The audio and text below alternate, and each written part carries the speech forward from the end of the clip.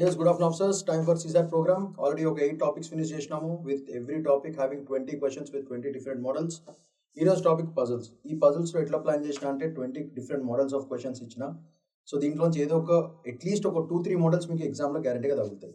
So ఈ పజల్స్లో మనము high complicated questions కాదు, basic level questions, but very important. ఆ కాన్సెప్ట్ బేస్ మీద మీకు క్వశ్చన్స్ ఇస్తారు. సో ఆ పరంగా ఈరోజు అరేంజ్ చేయడం జరిగింది. So let's have a first question. 8 persons A, B, C, D, E, F and G and H sit in a row facing north. A sits third to left of B, B sits second to the right of H, C sits to the extreme left, and F sits immediately between A and D. Who sits at the extreme right end? Right హ్యాండ్లో ఎవరు కూర్చుంటున్నారు అది question బేసికల్గా. So C sits the extreme left అన్నాడు కాబట్టి మనం first సీని fix చేసుకుందాం.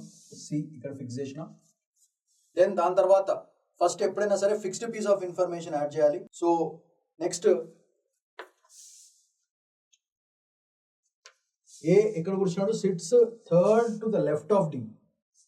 సో లెఫ్ట్ ఆఫ్ డిలో థర్డ్ కూర్చున్నాడు కాబట్టి డి ఇక్కడ అనుకుంటే third to the left of D, 1, 2, 3 third position. ఇక్కడ మిస్టర్ ఏ కూర్చుంటాడు. B sits second to the right of H, C sits to the extreme left. Okay, ఇవి conditions. F sits immediately between A and ఈ. So F ఎక్కడ ఉన్నాడు, కరెక్ట్గా ఏకి ఈకి మధ్య ఉన్నాడు.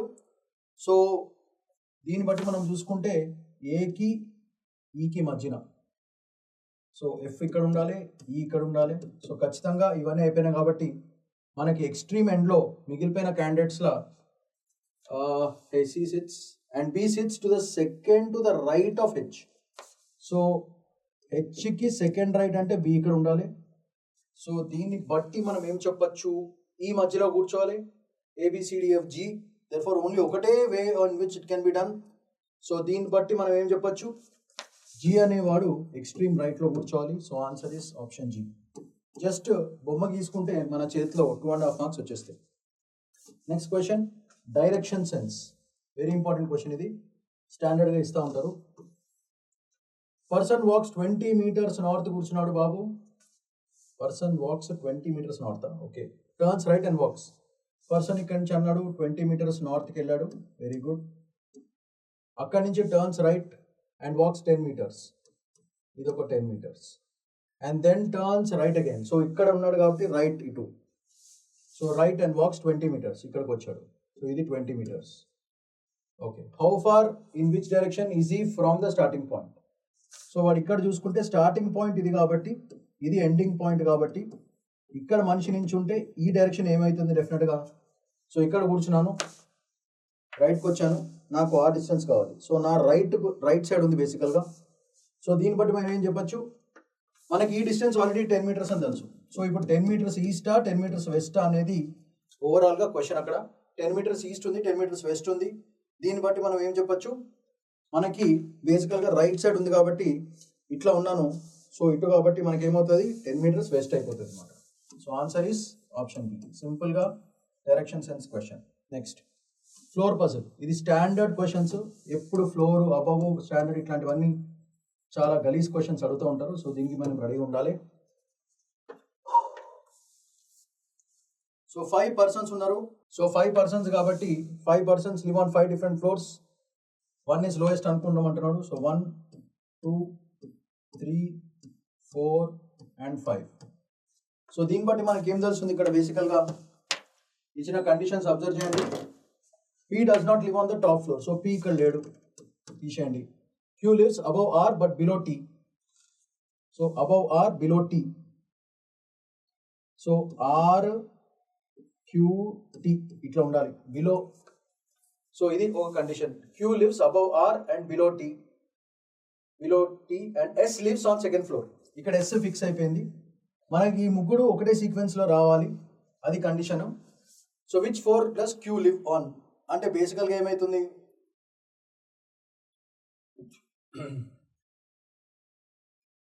Queue lives above R. Okay, above R and below T correct. ఇప్పుడు మనకి పి అనేవాడు ఫస్ట్ ఫ్లోర్లో లేడు. ఓకే, సో దీన్ని బట్టి మనకి ఏం అర్థం చేసుకోవచ్చు దీన్ని, S is on the second floor, which floor does Q live on. So only option మనకి ఏముంది ఇక్కడ, దీన్ని పెట్టుకోవడానికి పీ ఇక్కడ లేడు కాబట్టి మనకి పీ ఇక్కడ పెట్టుకుందాము, ఈ TQR ఇక్కడ పెట్టేసుకుందాము.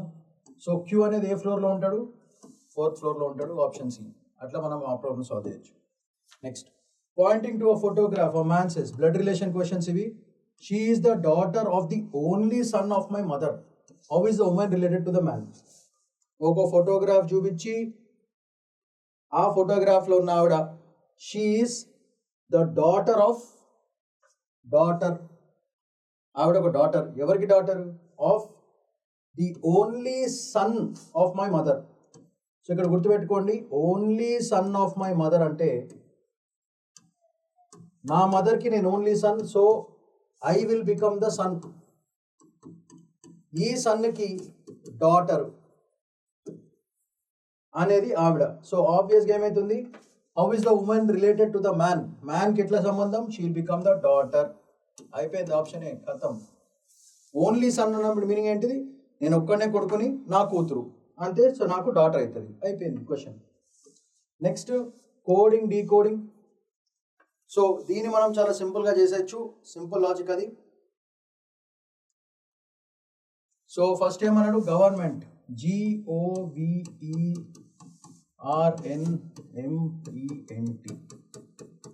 దాన్ని ఏం చేశాడు, FSNFOU. Then policy will be coded as dash. So చూసుకుంటే ఇక్కడ అన్ని +1 సీక్వెన్స్ నడుస్తుంది. సో పాలసీలో కూడా చూసుకుంటే POLICY పాలసీ. సో ఆ లాజిక్ పరంగా మనము సింపుల్గా సాల్వ్ చేయొచ్చు. సో పాలసీ ఏమవుతుంది, QPMJDZ అయిపోయింది. సో PQOP, సో QPతో స్టార్ట్ అవ్వాలి, తర్వాత LMJDZ, లాస్ట్లో Z వస్తుంది. సో దీన్ని బట్టి మనం చేసేయచ్చు. Next, clock problem. What is the angle between hour and hands minute of a clock at 4:40? దీనికి standard formula angle between two things, నేను మొన్న కూడా ఫార్ములా చెప్పాను. సింపుల్గా 30 times H - 11/2M. ఇది వేసేయండి, ఆన్సర్ వచ్చేస్తుంది. సో 30 × 4 hours - 11/2 × 40 minutes, మోడ్లెస్ పెట్టండి. సో దిస్ విల్ బి 120 - 20, 220 వస్తుంది. 120 - 20 అంటే మోడ్లెస్ ఆఫ్ -100 అంటే 100 degrees ఉండాలి. కానీ ఇక్కడ మనకి ఏమున్నది లాజిక్, దాని అక్యూట్ యాంగిల్ మైనస్ ఉంది కాబట్టి మనం ఏం చేయొచ్చు డైరెక్ట్గా, సో స్మాలర్ యాంగిల్ తీసుకోవాలి. స్మాలర్ యాంగిల్ ఎంత, 140 కాబట్టి 150. సో మనకు ఆన్సర్ 50 degrees వస్తుంది. అయిపోయింది ఆన్సర్. <1 minute మన చేతిలో ఆన్సర్ వచ్చేస్తుంది. Next, what day of the week was 15th August 1947? ఇది క్యాలెండర్ బేస్డ్ క్వశ్చన్. సో దీంట్లో మనం సింపుల్గా ఏం చేయలేదు. సో ఇట్లాంటి క్వశ్చన్కి ఫస్ట్ ఏం లేదు, 47 ఉంది కదా, మనం ఏం చేయొచ్చు అంటే 1st January 1900 తీసుకుందాము. సో 1st January 1900 సీక్వెన్స్ తీసుకుంటే మనం దాన్ని మండే తీసుకుంటే ఇప్పుడు ఏమవుతుంది, number of odd days calculate చేయాలి. నార్మల్ ఇయర్స్ ఎన్ని ఉన్నాయి, లీప్ ఇయర్స్ ఎన్ని ఉన్నాయి క్యాలిక్యులేట్ చేయాలి. మనకు చూసుకుంటే 36 నుంచి 46 వరకు normal years and leap years ఈ రెండు క్యాలిక్యులేట్ చేసుకోవాలి. సో ఫస్ట్ నార్మల్ ఇయర్స్ ఎన్ని ఉన్నాయి, from that one to that one మనకు చూసుకుంటే 36 ఉంటాయి normal years with including odd days. Leap years ఏమో మనకి 11 వస్తాయి. సో అది పరిస్థితి. So total number of odd days ఎంత వస్తుంది మనకి, లీప్ ఇయర్స్లో 2 ఆడ్ డేస్ ఉంటాయి, దీంట్లో ఒక ఆడ్ డే ఉంటుంది. సో 36 + 22 58. సో ఇది ఫస్ట్ పాయింట్ మనం గ్రహించాల్సింది, 58 నెంబర్ ఆఫ్ ఆడ్ డేస్ ఉంటాయి. సో దీన్ని మనం 7తో డివైడ్ చేద్దాం. 7తో డివైడ్ చేస్తే మనకు వచ్చేది 2. సో ఫైనల్గా 2 వచ్చింది మనకి. So 2 odd days is the final thing. 2 అనుకుంటే మనకి ఏం రావాలి ఖచ్చితంగా. సో మీకు ఒకటి ఎప్పుడు గుర్తుపెట్టుకోండి సింపుల్గా, number of odd days January, February, March, April తీసుకుంటే మనకి ఆగస్ట్ కాబట్టి ఆగస్టు మనకి నంబర్ ఆఫ్ ఆడ్ డేస్ 0 అవుతుంది. అది గుర్తుపెట్టుకోవాలి, ఆగస్ట్ 0. సో ఇది సీక్వెన్స్ కోడ్ గుర్తుపెట్టుకోవాలి. Total number of odd days 16. So odd days 16 కాబట్టి 2 days వస్తుంది మనకి. ఇయర్స్ నుంచి 2 days. సో ఇయర్స్ నుంచి 2 days వస్తుంది, మంత్స్ నుంచి 2 days వస్తుంది. సో ఇది పరిస్థితి. ఇప్పుడు మనకు కావాల్సిందేమో 15th August కాబట్టి మనం ఏం చేయాలి, 15th అంటే మనకి ఏమొస్తుంది ఫైనల్గా, స్టార్టింగ్ ఫ్రమ్ మండే 15th కాబట్టి మనకి total number of odd days calculate చేసుకుంటే ఈ 4 వచ్చింది. సో 4 వస్తే మనకి వీక్ డేస్లో మనకి Friday will be 4, therefore answer is Friday. ఈ స్టాండర్డ్ క్వశ్చన్ ఇది 15th August 1947 ఇస్తే మళ్ళీ ఫ్రైడే మెడిటేషన్ అంతే, ఎక్కువ ఆలోచన. Next syllogisms, very important. All pens are books, some books are pencils. Okay, all pens are books అన్నాడు, ప్రతి పెన్ ఒక book. All pens are books అంటే బుక్స్ దాని లోపల పెన్ ఉంది మాట, ఇది ఫస్ట్ పాయింట్. ఓకే, అలానే సమ్ బుక్స్ ఆర్ పెన్సిల్స్ అంటున్నాడు. సమ్ బుక్స్ ఆర్ పెన్సిల్స్ అంటే ఎట్లా చేస్తారు? So some books are pencils అంటే మనకి సమ్ బుక్స్ ఆర్ పెన్సిల్స్ ఖచ్చితంగా కొన్ని పెన్సిల్స్ బుక్స్ ఉన్నాయి. సో ఇది పెన్సిల్ అనుకుందాం. సో దీంట్లోంచి ఇలా కట్టచ్చు, లేకపోతే ఇలా కూడా కట్టవచ్చు. కానీ గ్యారంటీ ఏది? What is the guarantee part? So guarantee part చూసుకుంటే సమ్ పెన్స్ ఆర్ పెన్సిల్స్, కానీ ఈ సీక్వెన్స్లో పెన్స్కి పెన్సిల్స్కి అసలు లింక్ లేదు. సో ఇది తప్పు. సమ్ పెన్సిల్స్ ఆర్ బుక్స్, కొన్ని పెన్సిల్స్ ఖచ్చితంగా బుక్స్ అయి ఉండాలి. Therefore only option 2 will be going on with respect to this. అలా జస్ట్ ఒక వెన్ డయాగ్రామ్ గీసుకుంటే మనకు ఆన్సర్ వచ్చేస్తుంది. నెక్స్ట్ వెన్ డయాగ్రామ్లో questions. Group of 100 students, 60 like math, 50 like science, 30 like both. Okay, so మనకి మొత్తము 100 స్టూడెంట్స్ ఉన్నారు. దాంట్లో మొత్తం మ్యాథ్, సైన్స్ అని వాడే చెప్పాడు. సో దీంట్లో మొత్తం ఇంతమంది ఉన్నారు, 60 మంది ఉన్నారు, 50 మంది ఉన్నారు ఇక్కడ పైన సర్కిల్ బయట. ఇద్దరు లైక్ చేసే వాళ్ళు 30 ఉన్నారు. సో అందుకే ఇదేమవుతుంది, 60 - 30 అంటే 30 స్టూడెంట్స్ లైక్ ఓన్లీ మ్యాథ్, అందుకే M డాష్ పెడుతున్నాను. అట్లనే 50 - 30 20 like only science, S dash. ఈ రెండు నచ్చని ఎవరున్నారు అంటే మొత్తం మనకి క్యాలిక్యులేట్ చేస్తే దీంట్లో మనకి 60 only math 30 plus both 30 plus ఇద్దరు కలిపి 20 అంటే ఎంతమంది ఉన్నారు? 60 + 20 80 మంది ఉన్నారు మొత్తం గ్యాంగ్లా. దేర్ఫోర్ మన ఆన్సర్ ఏం కావాలి? టోటల్ నెంబర్ ఆఫ్ స్టూడెంట్స్ 100, దాంట్లో 80 మందికి ఏదర్ మ్యాథ్ అన్నా సైన్స్ అన్నా బోత్ అన్నా నచ్చుతాయి. నైదర్ అన్నాడు కాబట్టి మిగిలిపోయిన వాళ్ళు ఎంతమంది? 100లోంచి 80 తీసేయండి, మనకు ఆన్సర్ 20 వస్తుంది. సో 20 మందికి నైదర్ మ్యాథ్స్ నార్ సైన్స్ నచ్చవు, అంతే. Next question, ranking based questions ఇస్తారు చాలా సార్లు. రో of boys R is 12th అన్నాడు. So R is 12th from the left, so L 12th. 18th from the right 18th. How many boys are there in the row? ఇట్లాంటి question ఇచ్చినప్పుడు simple formula left plus right -1 చేయడమే, ఇది formula. So formula is left plus right -1. So 12 + 18 -1 30 -1. Therefore how many boys are there? 29 boys are there. అంతే, సింపుల్గా ఈ formula వాడేసి less than 1 minute మన చేతిలో 2.5 మార్క్స్ వచ్చేస్తాయి, అంతే. నెక్స్ట్ ట్రూత్ అండ్ లై. A says B is lying అనుకుందాం, P says C is lying, C says both A and B are lying. ఎవరు అసలు ట్రూత్ చెప్తున్నారు? Who is telling the truth అని చూసుకుంటే జాగ్రత్తగా. సో ఇది కండిషన్స్, B లై అంటున్నాడు, C లై అంటున్నాడు, both A and B are lying అంటున్నాడు. Who is telling the truth?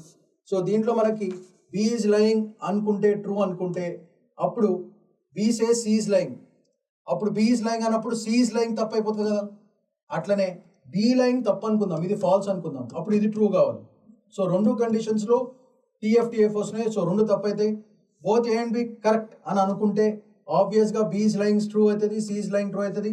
Therefore only C అవుతుంది ఆప్షన్. లెస్ దాన్ 1 minute మన చేతిలో 2.5 మార్క్స్ వచ్చేసినాయి, అంతే. Next number analogy. 8:64.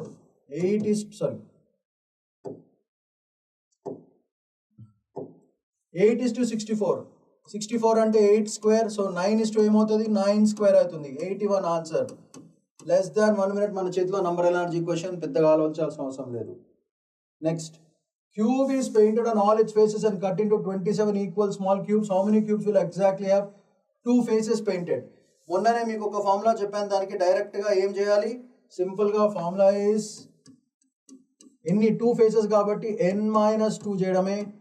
So 12 into మొత్తం 27 cubes -2 విచ్ ఇస్ 12 into 25 చేయడమే. కానీ how many cubes have exactly one face అంటున్నాడు, అది ప్రాబ్లం. ఒక క్యూబ్ నుంచి ఎన్ని తీయాలి మనము, ఎన్ని క్యూబ్స్ తీయచ్చు? So cube is painted, sorry. So n value ఎంత, cut into 27 equal cubes. Cube is painted all 27 equal cubes అంటే ఒక దాంట్లో ఎన్ని ఉన్నట్టు 1 2 3 ఉన్నట్టు. So the n value is 3 అని మనం చెప్పచ్చు.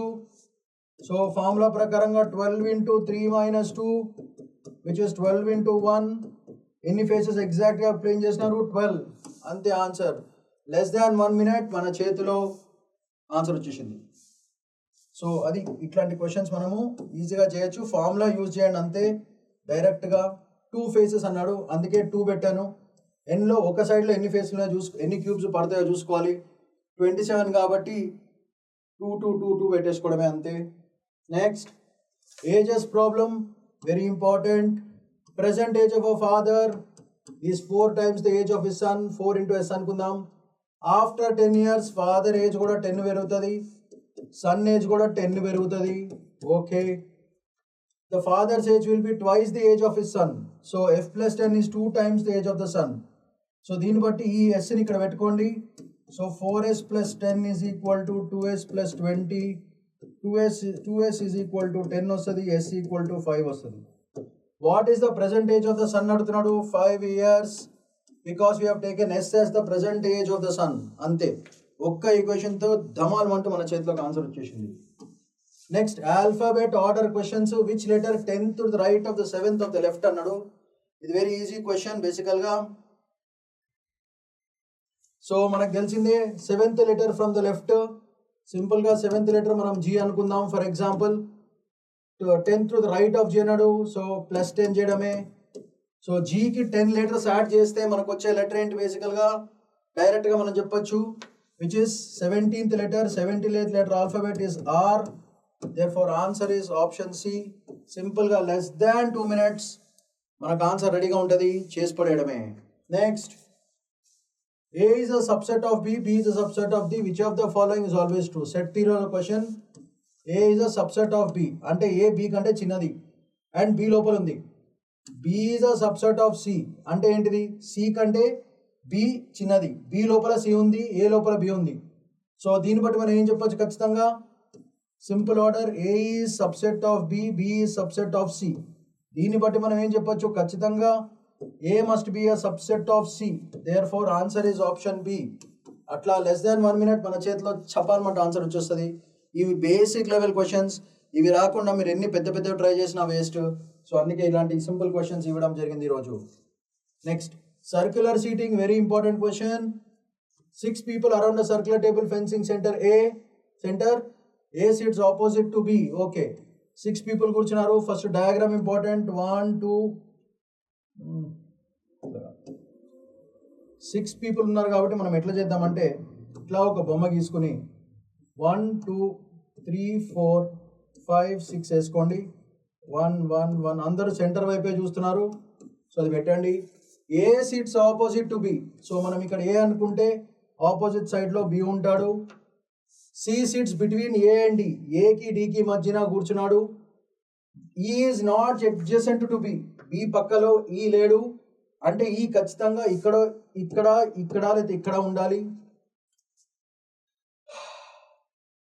Okay, E is not adjacent to B. But final question అంటే సికి ఆపోజిట్ ఎవరు కూర్చున్నారు. C is lying between A and D. B పక్కన ఇది పెట్టినాం అనుకోండి, అప్పుడు C lies between A and D, బాగానే ఉంది. E is not adjacent to B, so E ఇక్కడ ఉండాలి. సో మనకు 6 people కాబట్టి మనకి ఎఫ్ ఇక్కడ రావాలి. సారీ,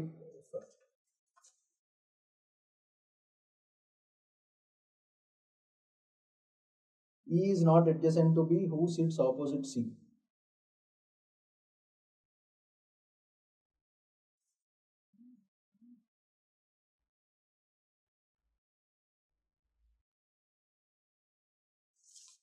సో మనకి ఈ సీక్వెన్స్లో సిఎఫ్ ఉంది కానీ ఆప్షన్స్ ఎఫ్ లేదు. మనం ఏం చేద్దామంటే కొంచెం రివర్స్ చేద్దాము.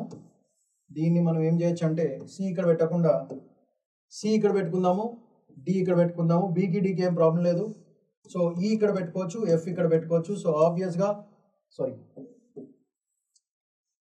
ఈ is not adjacent to B. So E ఇక్కడ పెట్టుకోవచ్చు మనము. ఈకి ఎఫ్ ఎట్టైనా షిఫ్ట్ చేసుకోవచ్చు. సో మనకు ఆప్షన్స్ లేదు ఉంది కాబట్టి డైరెక్ట్గా సారీ ఇది అడ్జసెంట్ ఉంటుంది. ఈ ఈజ్ నాట్ అడ్జసెంట్. సారీ ఇది కూడా ఈ వర్కౌట్ కాదు.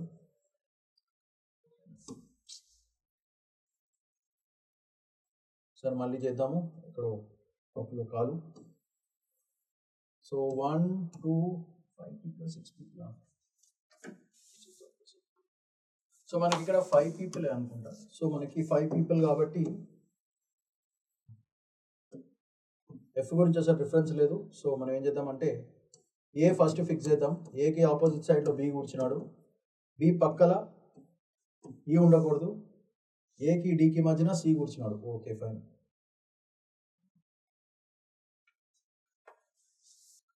సో ఒక పని చేద్దాం.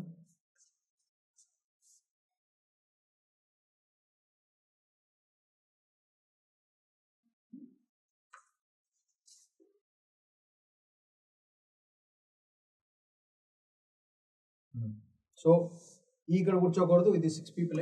సో మనకి ఏంటంటే ఆన్సర్లో 6 people. ఏకి బి, ఈ ఇక్కడ పక్కన కూర్చోకూడదు. సో ఈ ఖచ్చితంగా ఇక్కడ ఉండాలి.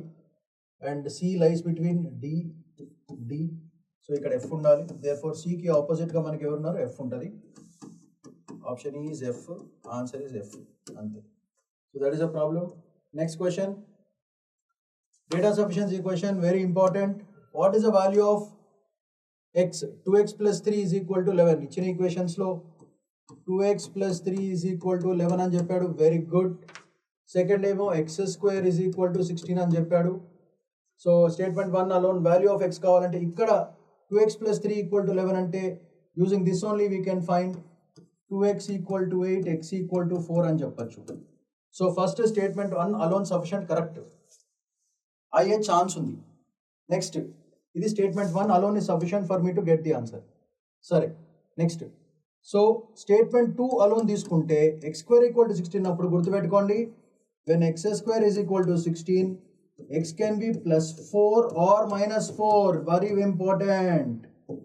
సో x 4 కావచ్చు -4 కావచ్చు. therefore గ్యారంటీ లేదు అంటే statement 2 alone is not sufficient for me to answer. So ఇప్పుడు రెండింటిని కంబైన్ చేసినాం అనుకోండి, ఈ రెండు కంబైన్ చేసినాం అనుకోండి. సో 2x + 3 = 11 అనుకుని x² = 4 అనుకుంటే దీన్ని బట్టి మనకి ఏమొస్తుంది? If I combine both of them మనకేమొస్తుంది? x² = 4 కాబట్టి x² = 16 కాబట్టి సో ఇక్కడ ఫస్ట్ ఈక్వేషన్ వాడుకుంటే x = 4 వస్తుంది, సాటిస్ఫై అవుతుంది. సో బేస్డ్ ఆన్ దిస్ మనం ఏం చెప్పచ్చు? రెండు స్టేట్మెంట్స్ వర్కౌట్ అయ్యే ఛాన్స్ ఉంది కాబట్టి మనం ఏం చెప్పచ్చు? సింపుల్గా దీన్ని బట్టి సో అసలు ఇది కూడా అవసరం ఉండదు, ఇది కూడా అవసరం ఉండదు. Only 1 alone is sufficient for me to answer the given question అని మనం డైరెక్ట్గా ఆన్సర్ చెప్పచ్చు. Next odd one out. Which one is different? Triangle, square, rectangle, cube. Square, rectangle, క్యూబ్లో 4 sides ఉంటాయి. ట్రయాంగిల్ ఒక్కట్లోనే 3 sides ఉంటాయి. Therefore answer is option A. Finish. Next direction sense question again. Man walks 10 meters east. ఇక్కడి నుంచి east పోతాడు 10 meters. Okay 10 meters west. So అక్కడి నుంచి 10 meters west. పని చేద్దాం. ఫస్ట్ నుంచి ఈ డైరెక్షన్స్ గీసుకుందాము. ఇట్లా గీసుకుందాం మనము. ఇది నార్త్, ఇది సౌత్, ఇదేమో వెస్ట్, ఇది ఈస్ట్. సో ఫస్ట్ మనోడు ఇది వెస్ట్, ఇది ఈస్ట్.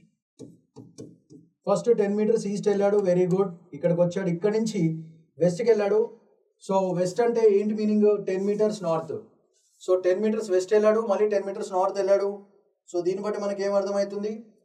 మళ్ళీ వెస్ట్ అంటే టువర్డ్స్ వెస్ట్, మళ్ళీ ఈ డైరెక్షన్లో ఉల్టా వెళ్ళాడు 10 meters వెస్ట్, మళ్ళీ 10 meters ఉల్టా కొట్టాడు, మళ్ళీ ఆరిజిన్ పాయింట్కి వచ్చాడు. అక్కడి నుంచి 10 meters నార్త్కి వెళ్ళాడు, పైనకి వెళ్ళాడు 10 meters north. So how much is he far from the starting point? Starting point నుంచి 10 meters దూరంలో ఉన్నాడు అని మనం డైరెక్ట్గా చెప్పచ్చు. అయిపోయింది answer. So less than 1 minute మన చేతిలో 2.5 marks వచ్చేసినాయి. ఇలాంటి సింపుల్ క్వశ్చన్స్ మీద ఎక్కువ ప్రాక్టీస్ చేస్తే పెద్ద క్వశ్చన్స్ ఈజీగా చేయొచ్చు. సో ఈరోజు పర్పస్ ఏంటంటే పజల్స్లో బేసిక్ లెవెల్ క్వశ్చన్స్ చేశాను. నెక్స్ట్ వచ్చే వీడియోస్లో టఫ్ క్వశ్చన్స్తో మీ ముందుంటాను. So that's all for today. Shamant Paidikondala signing off. Bye bye.